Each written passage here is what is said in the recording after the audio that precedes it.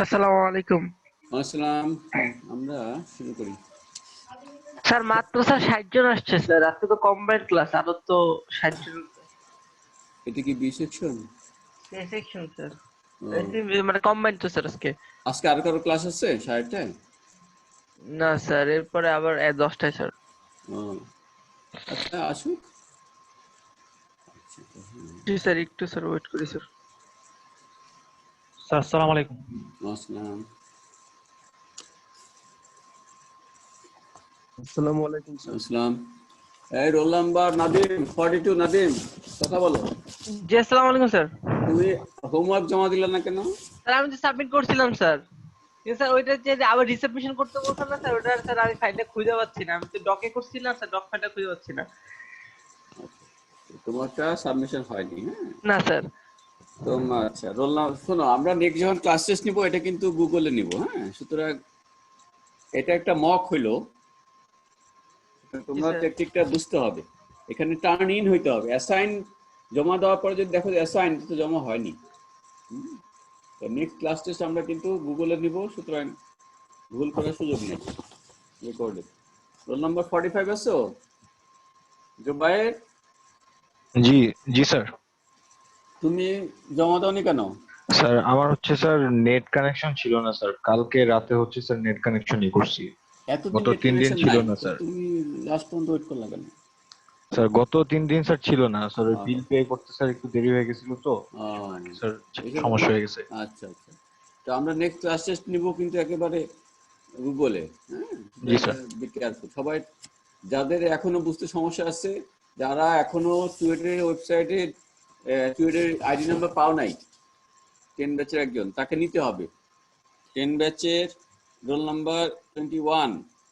হ্যাঁ, আসছো? নাজমুল হাসান আসছো?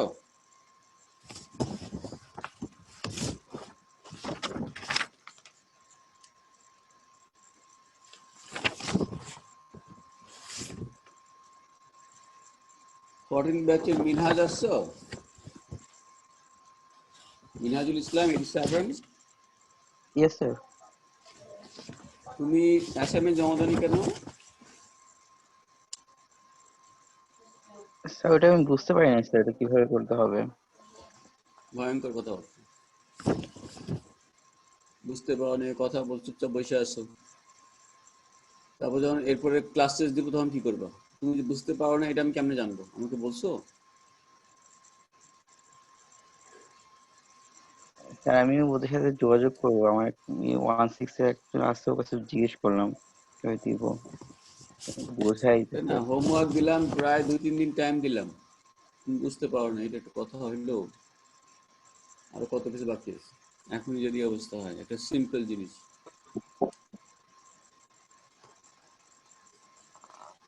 আচ্ছা আমরা শুরু করি, হ্যাঁ?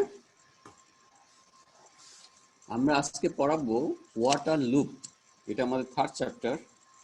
আমাদের নেক্সট ক্লাস, আবারও বলতেছি, নেক্সট ক্লাস হবে গুগলে।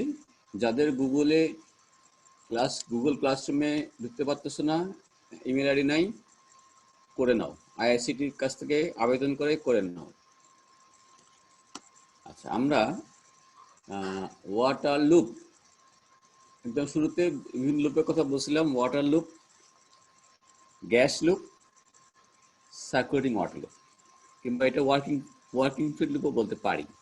আচ্ছা, এই লুপের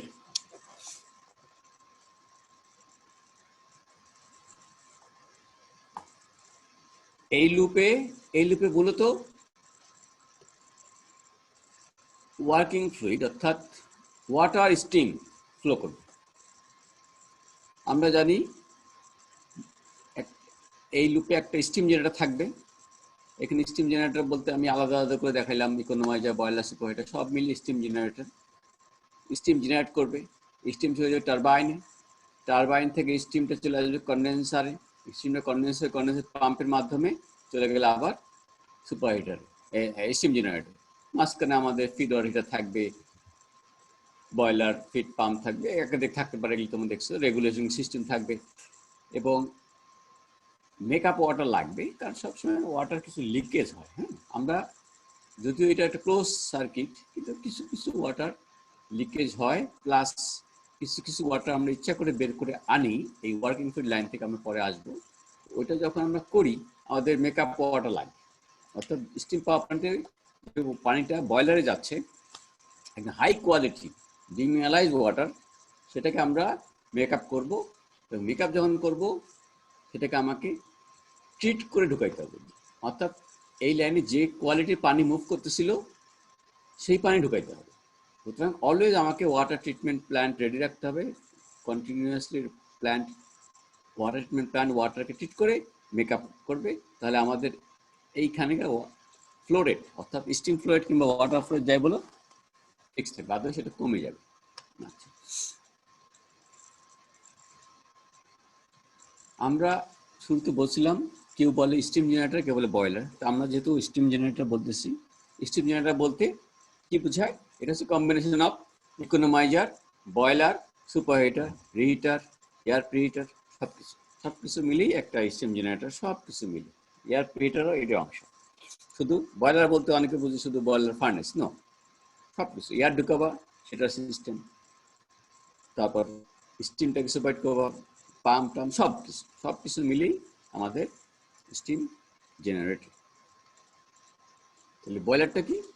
boiler is that portion of the steam generator where saturated liquid is converted to saturated steam. অনেকবার এই কথা বলছি যে what is boiler, saturated liquid থেকে স্যাচুরেটেড স্টিম, এই লাইনটাকে আমরা বলি বয়লার। তার আগের অংশটা ইকোনোমাইজার, তার পরের অংশটা সুপারহিট। তাহলে বয়লার হচ্ছে that portion of the steam generator where saturated liquid is converted to saturated steam. Steam জেনারেটরকে আমরা ক্লাসিফাই করি অনেক ধরনের ক্লাসিফিকেশন। একটা হচ্ছে আমরা ফোর্থ ইয়ারে আসছি, আমরা পাওয়ার প্ল্যান্ট ইঞ্জিনিয়ারিং করতেছি। প্রথম ইউজ ক্লাসিফিকেশন হচ্ছে on the basis of use, কোথায় ইউজ হয়।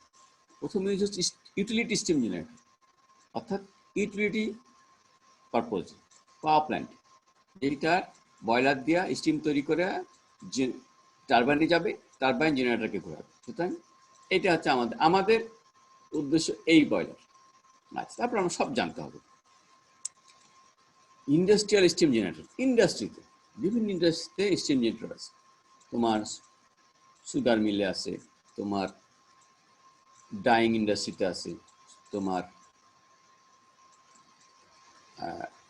কি বলে গার্মেন্টসে আছে, সব জায়গায় আছে। ইভেন ইন্ডাস্ট্রিয়াল স্টিম জেনারেটর অনেকটা এই ধরনের, যদি পাওয়ার প্ল্যান্টেও থাকে কিন্তু ওই স্টিম দিয়ে যদি স্টিম টারবাইন না করে ওইটা কিন্তু ইন্ডাস্ট্রিয়াল টাইপ হয়ে গেল। মনে করো স্টিম তৈরি করলা কিন্তু ওই স্টিম টারবাইনে গেল না, গিয়া ওই স্টিমটা অন্য কোনো পারপোজ ইউজ হল। মনে করো কোনো একটা পাওয়ার প্ল্যান্টের ফুয়েল হচ্ছে HFO, হ্যাভি ফুয়েল অয়েল, এটা খুব স্টিক একটা অয়েল। এই অয়েলকে হিট করার জন্য অনেক সময় জেনারেটর লাগে, স্টিম জেনারেটর। স্টিম জেনারেটর হয়তো বা ওদের এক্সস্ট গ্যাস দিয়ে রান করতেছে, কিংবা ডিজেল দিয়ে করতে পারে, কিন্তু ওই স্টিম ওই HFO কে ওর ডেন্সিটি কমায় দিল, তরল করলো। তো ওইটা কিন্তু অ্যাকচুয়ালি ইউটিলিটি স্টিম জেনারেটর হইল না, ওর কাজ কিন্তু ইন্ডাস্ট্রিয়াল পারপোজ হইল না।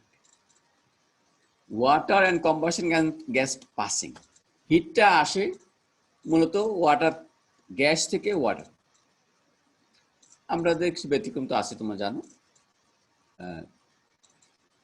নিউক্লিয়ার পাওয়ার প্ল্যান্টে আছে, এটা পরে আসবে। ওখানে ওয়াটার থেকে ওয়াটার, ওয়াটার এবং গ্যাস পাসিং, একটা হচ্ছে ওয়াটার টিউব, একটা fire tube. What is water tube? টিউবের ভিতরে ওয়াটার, বাইরে gas. What is fire tube? টিউবের ভিতরে ফায়ার, বাইরে ওয়াটার। ঠিক আমরা একটু ব্যাখ্যা করব। Heat source, heat source oil fired, gas fired, coal fired.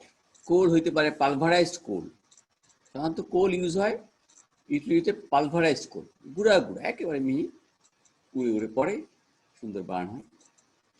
Stoker fire, normally যেসব আমরা আগে দেখতাম, যেসব এখনো অনেক ইন্ডাস্ট্রিতে, তোমার মনে করো গার্মেন্টস ইন্ডাস্ট্রিতে দেখলাম বড় বড় কোল দোকান হচ্ছে, তো স্বাভাবিক তোমার স্টোকার ফায়ার গ্রেটের উপর পড়ে, হ্যাঁ গ্রেটের উপর পড়ে, এয়ার সাপ্লাই থাকে, পরে অবশ্যই গ্যাসটাকে বের করার সিস্টেম।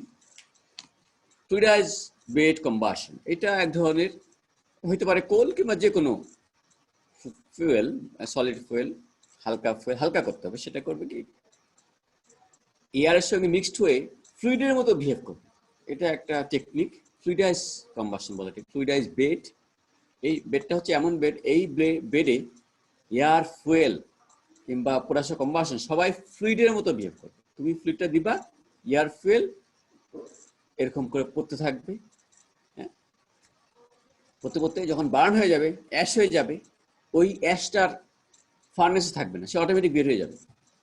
ফ্লুইডের বেড একটা সুবিধা আছে, তোমার তুমি যদি কোল্ড ফ্লুইডাইজ কম্বাশন করো কিংবা অন্য কোনো রাইস হাস্ক কিংবা সুগার ব্যাগেস, সুগার কেনের যেটা সোবরা বলি আমরা, ওটাকে যদি ফ্লুইডাইজ বেডে করো, সে হালকা হয়ে যায়। হালকা ওইভাবে ফ্লুইডটা মিট করো একবার। হ্যাঁ, তাহলে আমাদের ফ্লুইডাইজ বেডের অ্যাডভান্টেজ হচ্ছে, এটা ভালো টেকনিক। পোটাশিয়াম কম্বাশন বেশ করে সলিড যেটা, সেটা তোমার বের হয়ে যাবে। Method of fabrication, package steam generator. What is package steam generator? মানে একদম তুমি একটা স্টিম জেনারেটর অর্ডার দিলা একটা ইন্ডাস্ট্রিতে, সে করলো কি একেবারে তোমাকে এনে তোমার প্ল্যান্টে বসাই দিবে। আর একটা হলো field erected steam generator, constructed the site. মনে করো 210 মেগাওয়াটের পাওয়ার প্ল্যান্ট, এই এত বড় পাওয়ার প্ল্যান্টের স্টিম জেনারেটর সে ওই জাহাজ করে আনবে না, সে পার্টস বাই পার্টস আনবে, এনে এখানে অ্যাসেম্বল করবে। কারণ এটার সঙ্গে স্ট্রাকচারও আছে, তুমি দেখতেছো একটা বিল্ডিং আছে। বয়লার মানে এখানে স্টিম জেনারেটর মানে একটা বিল্ডিং, সুতরাং তোমাকে এখানে বসাতে হবে আস্তে আস্তে, তারপরে স্ট্রাকচার তৈরি করতে হবে। আর প্যাকেজ হচ্ছে ছোট জেনারেটর, স্টিম জেনারেটর, যেগুলি একে তোমাকে এনে বসাই দিবে, বাস খালি লাইনগুলো দিবা, fuel line, air line, water line. আচ্ছা,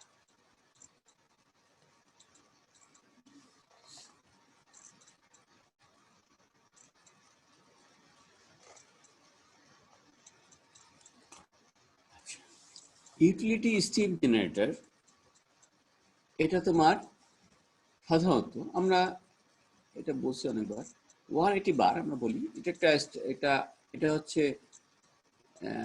পপুলার একটা প্রেশার, সাবক্রিটিক্যাল প্রেশার। ক্রিটিক্যাল প্রেশারটা হচ্ছে 221 বার, ওয়াটারের ক্রিটিক্যাল প্রেশার হচ্ছে 221 বার।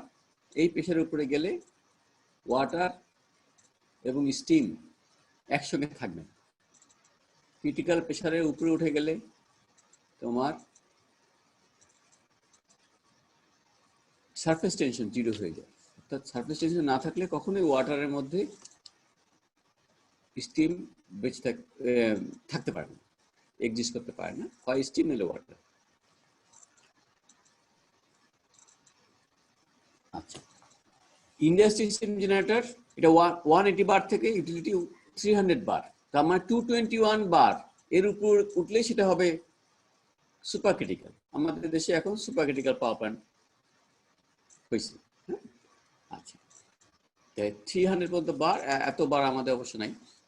আর ইন্ডাস্ট্রি স্টিম জেনারেটর এগুলি সাধারণত কম প্রেশার, 105 সাব ক্রিটিক্যাল, ক্যাপাসিটি কম, 125 কেজি পার সেকেন্ড। এটা তোমার 1200, 1300, 1500 KG per second. Utility steam generators used by utilities for electric power plants। আচ্ছা, এটা বলছি মডার্ন ইউটিলিটি স্টিম জেনারেটরস আমরা 3 ভাগে ভাগ করব। একটা হচ্ছে subcritical, water tube, drum type. এখানে অনেক 3টা কথা আছে। একটা সাবক্রিটিক্যাল, সাবক্রিটিক্যাল মানে প্রেশার 221 বারের কম, যেটা আমি বললাম পপুলার প্রেশার 180 বার। আমাদের এখানে হয়তো 180, 70-তে থাকে, 60, 50, কিন্তু তার একটা লিমিট থাকে, ওইটা হচ্ছে 180 bar. Water drum, water tube. What is water tube?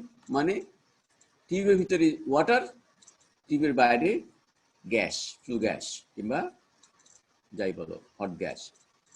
তাহলে সাবক্রিটিক্যাল মানে কি, ওয়াটার টিউবে মানে কি, ড্রাম মানে কি?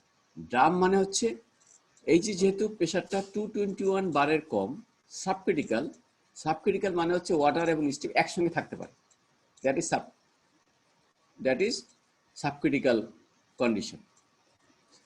তোমার সিগমা ইজ দেয়ার, অর্থাৎ surface tension is there. Boiling তোমরা পড়ছো থার্ড ইয়ারে, লিকুইডের মধ্যে বয়েল হয়, বয়েল করে ভেপরটা উপরে উঠে যায়। এখন ভেপর এবং তার মানে ভেপর টেম্পারেচার আর লিকুইড টেম্পারেচার এক, এটা সাবক্রিটিক্যাল। যদি সুপারক্রিটিক্যাল হয় তাহলে দুইটা এক হইতে পারবে না, যে কোনো একটা থাকবে। তাহলে 180 বারে ড্রাম মানে হচ্ছে এই ড্রাম, যে ড্রামে নিচে থাকবে লিকুইড ওয়াটার, উপরে থাকবে স্টিম। তাহলে সাবক্রিটিক্যাল মানে প্রেশার বিলো 221 পয়েন্ট সামথিং বার। ওয়াটার টিউব মানে টিউবের ভিতরে লিকুইড, ওয়াটার, বাইরে গ্যাস। ড্রাম মানে ড্রাম দিয়া ওয়াটার স্টিমকে সেপারেট করতেছে। সাবক্রিটিক্যালে ওয়াটার স্টিম সেপারেশনের দরকার আছে, দুটো একই সঙ্গে থাকে।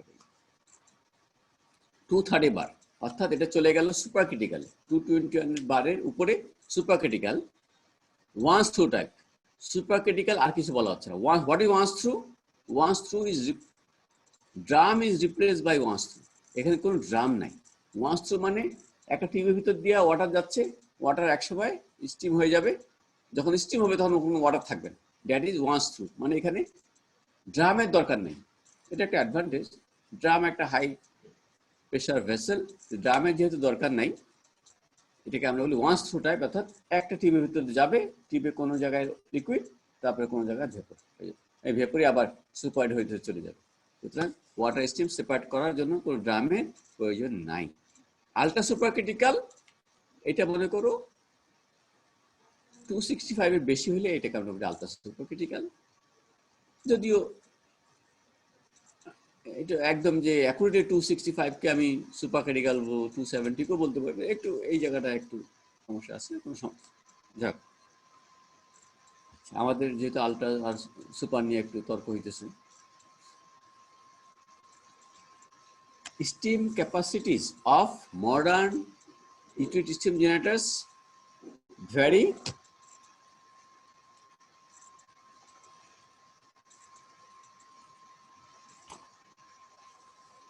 one 25 থেকে 125 কেজি পার সেকেন্ড।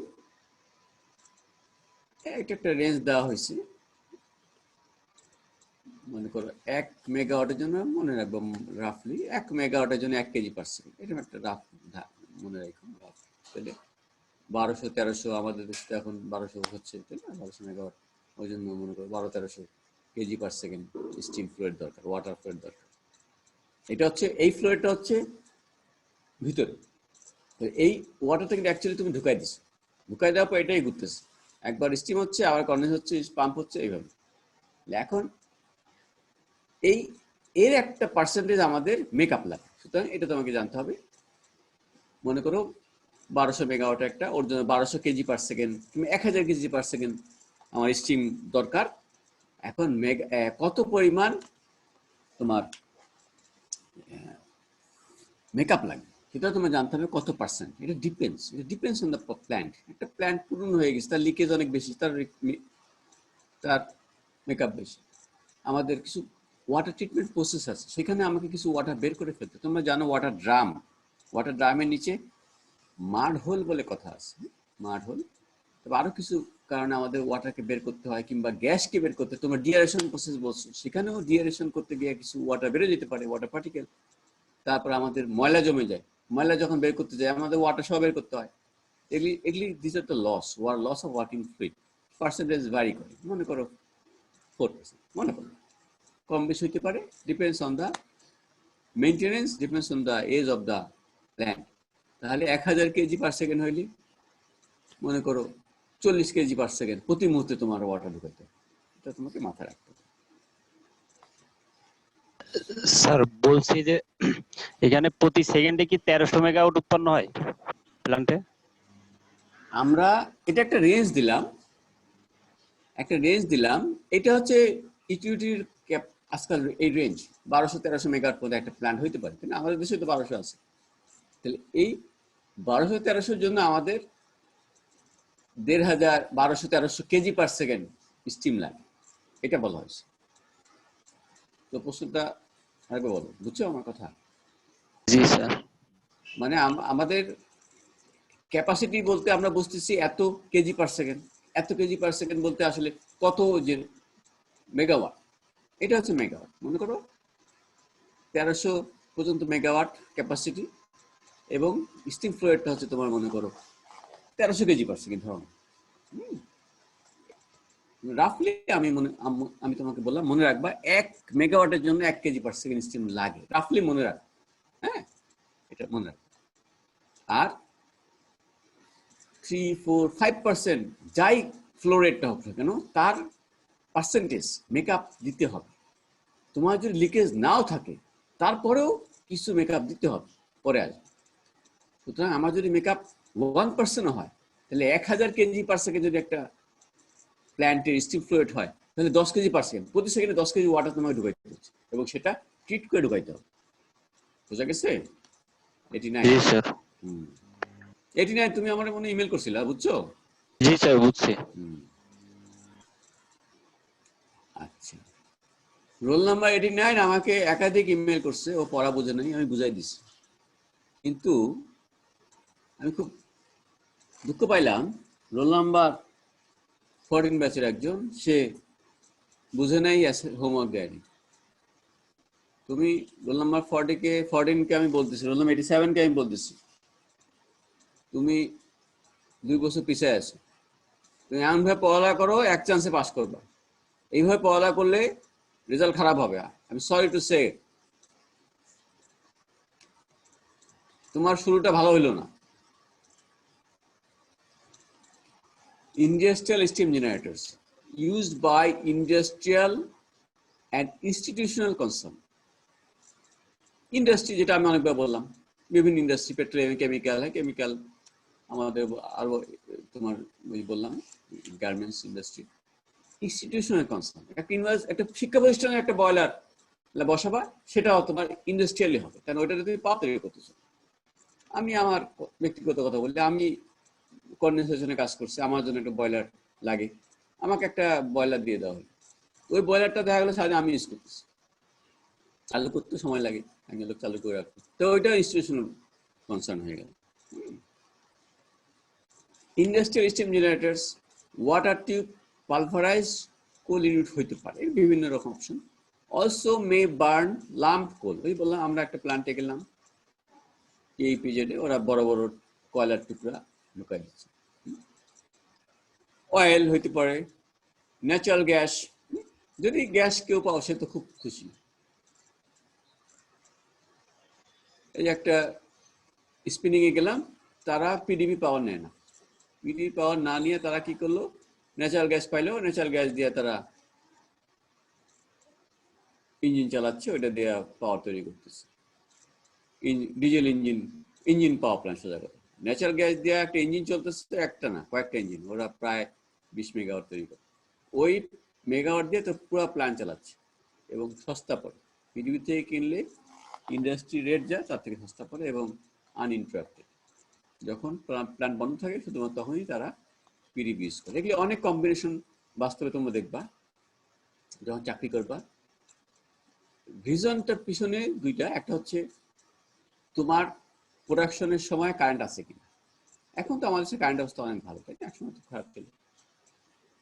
যদি কারেন্ট প্রোডাকশনের সময় থেকে থাকে, নেক্সট পয়েন্ট হচ্ছে যে ইকোনমি।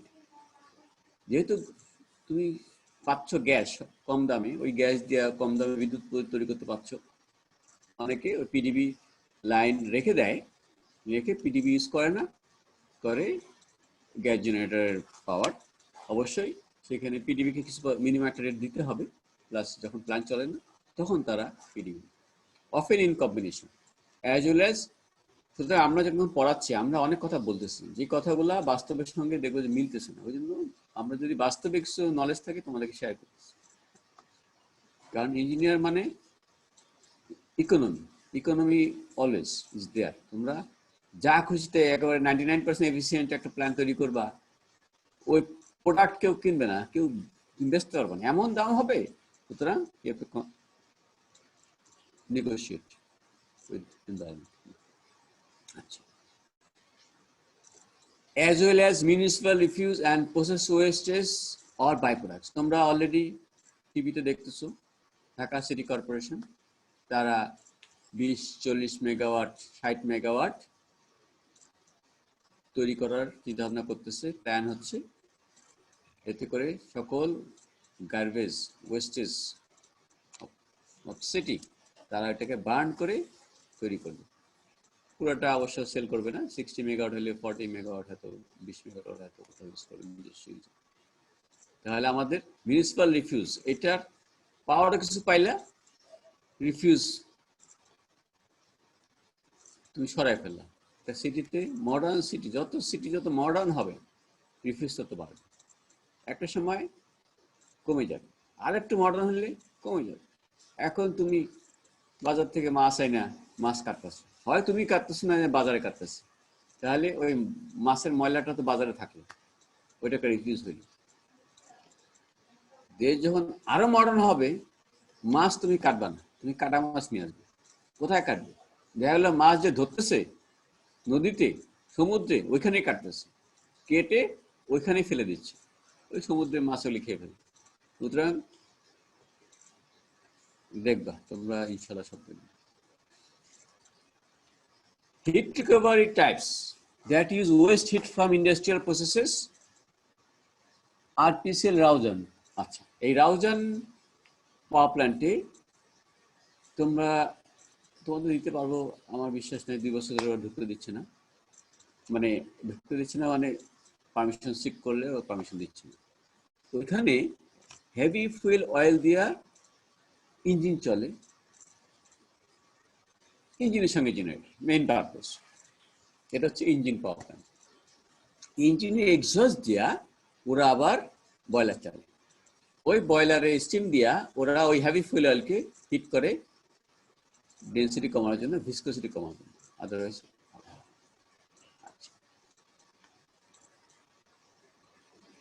ফায়ার টিউব টাইপ হইতে পারে, ওয়াটার টিউব হইতে পারে, ফায়ার টিউব হইতে পারে। Industry steam generators usually produce saturated steam. Maximum pressure 105, steam capacity 125. তোমাদের কতদিন বললাম?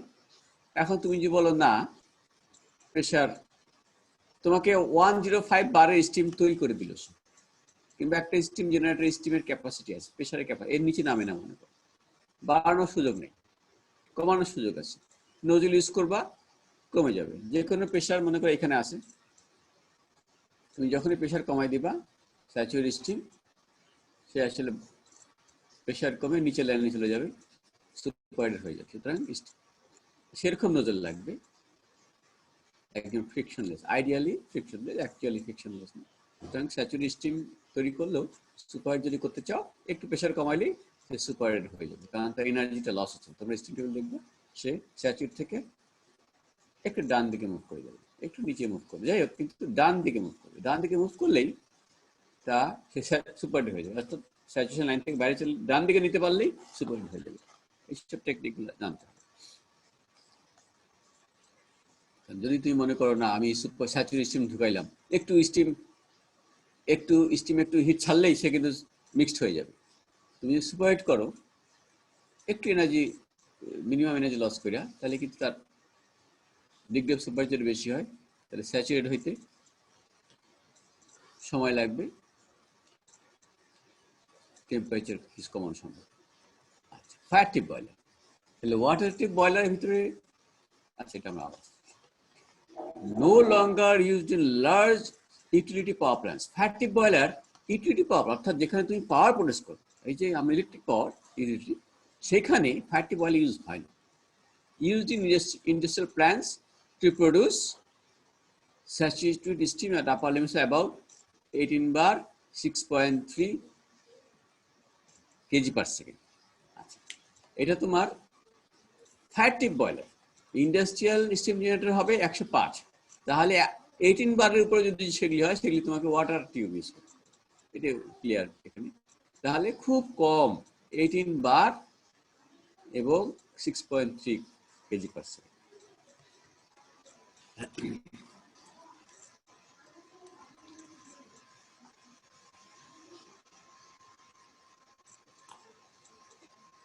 With high steam pressure and capacities, fat tip boilers need large diameter cells. With such large diameters, the shell would have to operate under such extreme pressure and temperature stresses that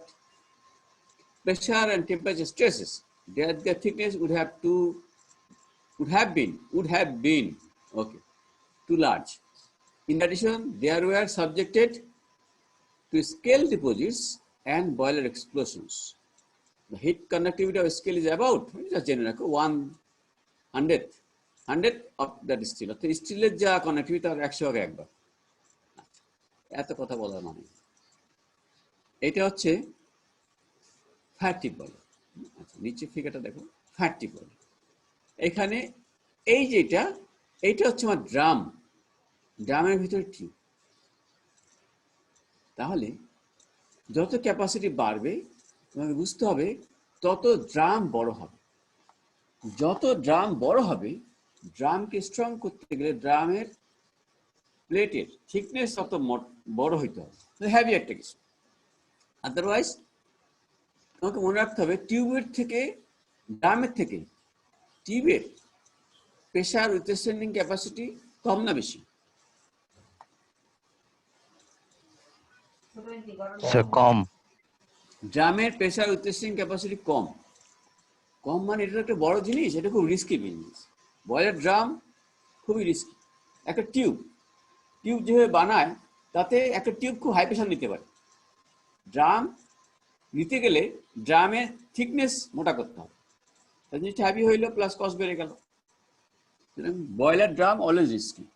তারপরে তো আমরা subcritical boiler drum use করতেছি না, কিন্তু তুমি যদি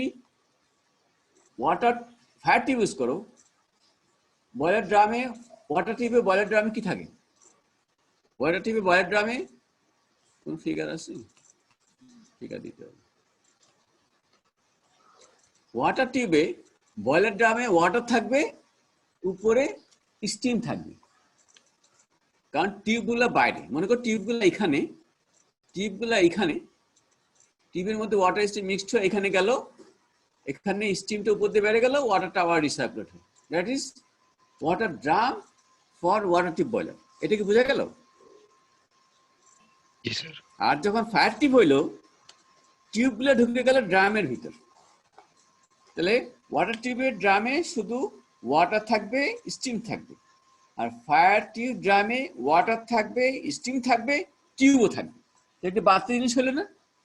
এতে করে স্বাভাবিকভাবেই ফায়ার টিউবের যে ড্রাম তার সাইজ বড় হইতে থাকে, কারণ তাকে ওই টিউবে অ্যাকোমোডেট করতে হবে, বড় হইতে হবে।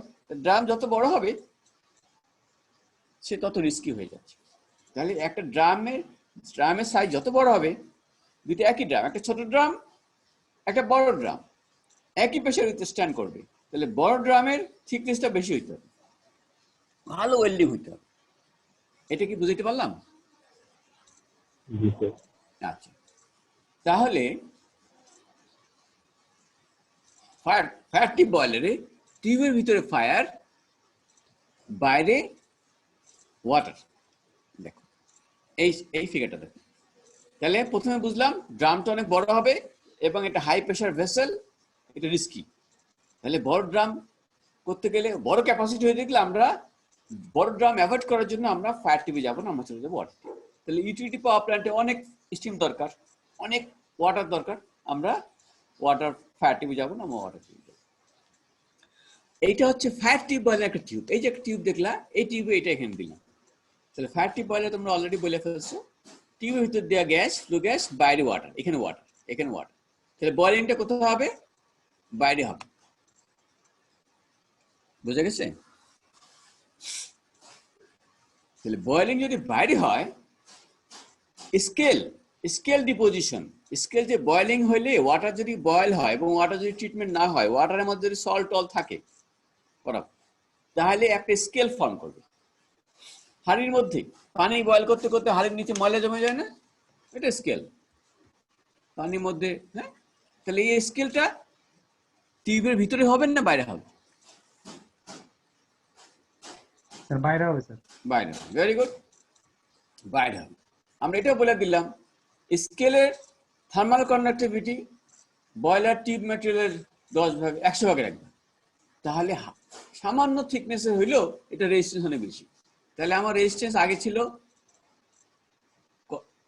এখানে একটা রেজিস্ট্যান্স, দুইটা তিনটা রেজিস্ট্যান্স, কনভেকশন কিংবা বয়েলিং, এটা সিঙ্গেল ফেজ কনভেকশন।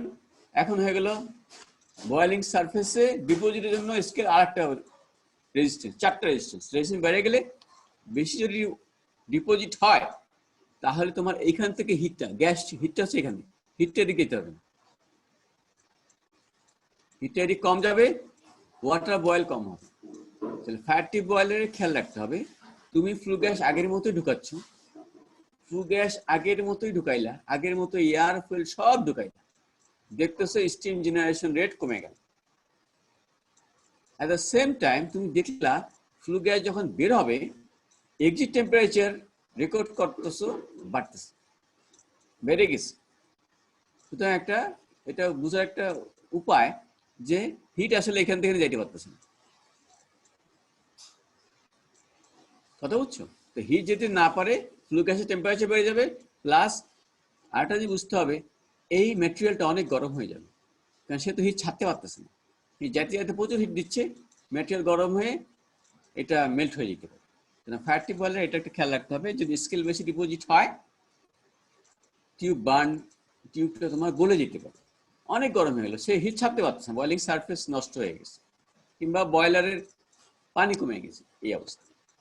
সেই ক্ষেত্রে অবশ্য পানি থাকা অবস্থা যদি এটা মেল্ট করে পানি পড়ে এখানে ঢুকে যায়, পুরো জিনিস আবার ঠিক করতে হবে, damage, huge damage.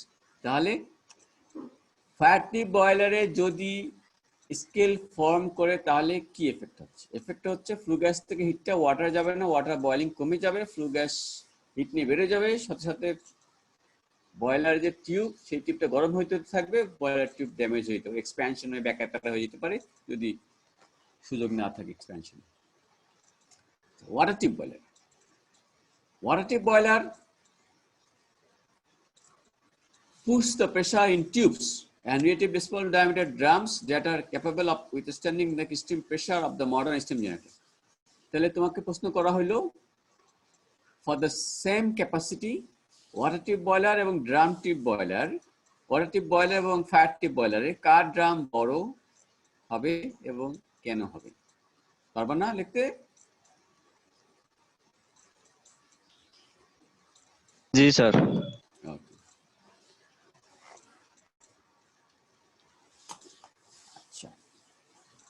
Water tube boiler, আচ্ছা এখন এটা হচ্ছে ওয়াটার টিউব বয়লারের ফিগারটা। তাহলে ওয়াটার টিউব বয়লারের ঠিক উল্টো হয়ে গেল, টিউবের ভিতরে ওয়াটার, বাইরে ফ্লু গ্যাস। তাহলে এখন যখন বয়েলিংটা হবে, এটা হচ্ছে ফোর্স কনভেকশন বয়েলিং, এটা ওইটা ফোর্স কনভেকশন বয়েলিং, এটাকে আমরা বলি টিউবের ভিতরে ফ্লু। আচ্ছা, তাহলে ফোর্স কনভেকশন এখানে যখন বয়েলিংটা হবে তখন স্কেলটা কোথায় ডিপোজিট হবে? ভিতরে স্যার, ভিতরে হবে। তাহলে এইখানে যেটা হবে হিটটা কিন্তু বাইরে, হিটটা বাইরে, হিটটা ঢুকতে পারলো না, হিট করবে কি এই মেটালকে এফেক্ট করবে না, এই হিট করবে কি সে সোজা কথা তুমি ফুয়েল ঢুকাচ্ছ, ফুয়েল বার্ন করতেছে, ওয়াটারকে হিট দিতে পারতেছে না, ওয়াটার স্টিম কমে গেছে, flow rate, steam generation rate, কিন্তু ফ্লু গ্যাসে হিট বেড়ে যাবে। তাহলে এই একই জিনিস, ফ্লু গ্যাসের টেম্পারেচার বেড়ে যাবে। তাহলে তোমাকে এটা বুঝতে হবে, যখনই তুমি দেখবে যে আগের মতো সবই দিচ্ছ, ফুয়েল আগের মতো দিচ্ছ, এয়ার আগের মতো দিচ্ছ, এয়ার প্রিহিটিং আগের মতো সব করতেছো, তারপরে বয়েলিং হচ্ছে না, বয়েলিং স্টিম জেনারেশন কমে গেল, পাওয়ার প্রোডাকশন কমে গেল, একটু তাকায় দেখো, এর খোঁজ নিয়ে দেখো ফ্লু গ্যাস টেম্পারেচার বেড়ে গেছে। সুতরাং সিমটমগুলো বুঝতে হবে, তোমাদের কাজ ডায়াগনোসিস করা, তোমাদের দেখা বলবা এই হয়েছে, তাহলে অবশ্যই বয়েলিং সারফেসের ভিতরে, ওই জন্য আমাদের ওয়াটারটা খুব ট্রিট করতে হবে যাতে করে বয়েলিং সারফেস কোনোভাবে স্কেল না ফর্ম করে, যেন তেন পানি বয়েল করলে হবে না, ক্লিনিং এর ব্যবস্থা থাকতে হবে। রেডিয়েন্ট বয়লারের অনেক ধরনের আছে। রেডিয়েন্ট নাম দেখে বোঝা যাচ্ছে, radiation, the heat is transferred from the combustion gas to the water was by both radiation and convection. A radiant boiler receives most of its heat by radiation, IR, infrared radiation. মনে করো এটা আমার ওয়াল, এই যে এটা একটা young ওয়ানের আমরা গেছিলাম, ওরা বয়লার তৈরি করতেছে, এইখানে ওয়ালের ভিতরে এই যে টিউবগুলো এখানে ক্লিয়ার না, এই ওয়ালে ওরা টিউবগুলো, এটা বয়লারের ভিতর, এটা এই যে এটা হচ্ছে গ্রেট, এখানে ওরা কয়লা রাখবে, এটা গ্রেট, এখানে কয়লাগুলো দিবে, কয়লা ফেলাবে, এটা সম্ভবত চেইন গ্রেড যদি হয়, কয়লা আস্তে আস্তে মুভ করবে, হ্যাঁ, নিচে এয়ার ঢুকবে, তোমার এইদিকে তোমার টিউবগুলো ওয়ালে লাগানো, তাহলে ওয়ালে যদি লাগানো হয়, এই ফ্লু গ্যাস যদি দিক দিয়ে চলে যায়, তাহলে এই ফ্লু গ্যাস থেকে হিটটা যাইতে হবে বাই রেডিয়েশন। তাহলে আমরা কিন্তু রেডিয়েশনের আপনি কথা বলিনি, আমরা কনভেকশনের কথা বলছি। রেডিয়েন্ট বয়লারে কনভেকশনে হিট ট্রান্সফার হবে, রেডিয়েশনেও হবে, রেডিয়েশন হইতে হবে, যদি রেডিয়েশনে না হয় তাহলে হিট লস হবে।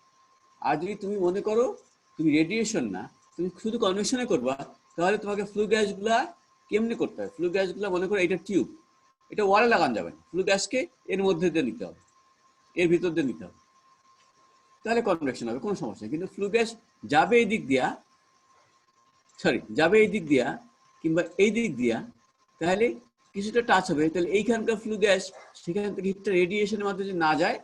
কিন্তু মনে রাখতে হবে রেডিয়েশনের মধ্যে যে কোনো গ্যাস, যে কোনো ফ্লু গ্যাস, যে কোনো হিট সোর্স রেডিয়েট করতে পারবে না, ভালো করতে পারবে না। এখানে তার ওয়েভলেংথ ব্যাপার, তার কি ধরনের মলিকুল, সেগুলি তোমাকে জানতে হবে।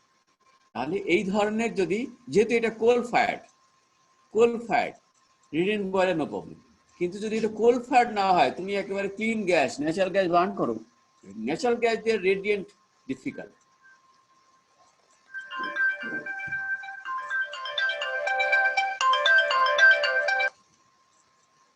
হ্যালো,